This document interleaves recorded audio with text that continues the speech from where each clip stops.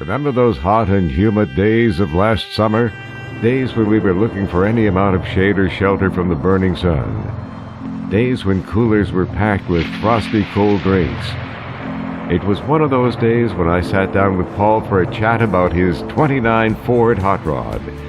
What you see here didn't look anything like what Paul started out with. I found it up in New York about 4 or 5 years ago, and it was not drivable when I bought it, and I brought it home, and a friend of mine and we put it to get to what you see right here today. Then came the task of removing the old engine and installing a new one. When I brought it back, it didn't have this engine in it, so I bought an engine from Jegs, and we put this engine in it, and then we switched it over to the Tri-Power, and then I just slowly added things over the past 3-4 years to get it to where it's at today. Different rims, different tires, we put the lake headers on it, just tweaking it over the years to have a really fun car right now to drive. It was, when I got it, it wasn't a Roadster, it was a coupe, and we chopped it all off and we turned it into a Roadster, and we called it Twisted and Topless, and we call it that because it's orange, it's twisted, and it's a Roadster, so we call it Topless, Twisted and Topless. This hot rod is a low rider, and getting over road bumps can be a problem. And the back end's bagged, so I can adjust it. When I go up to a bump, I can raise it up to get over it. But it's not a real comfortable ride, but it's a fun ride. Hot rods are not supposed to be comfortable rides. They're supposed to be fun, which this is. You know, everyone loves this car, especially kids. Even big kids. A light body car with a 350 triple carb engine, how much fun is that?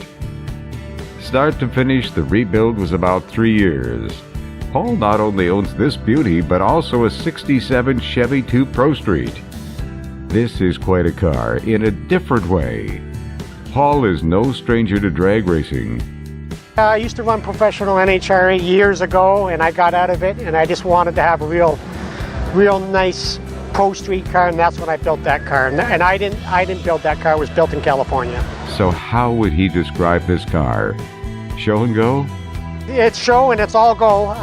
The car has been to the track once when I bought it, when I first to get it set up, and it ran an 852, and we've only made one pass, that's it.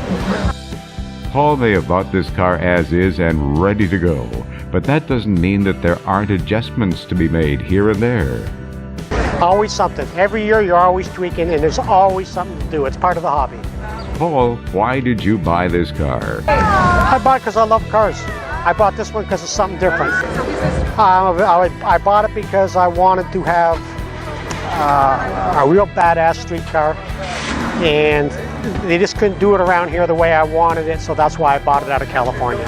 I'm fortunate enough I was able to afford it. Something different indeed. And yes, we all do love cars. Thanks, Paul. And thank you for viewing. Have a safe winter. And next spring, we'll see you at the car shows and cruise nights.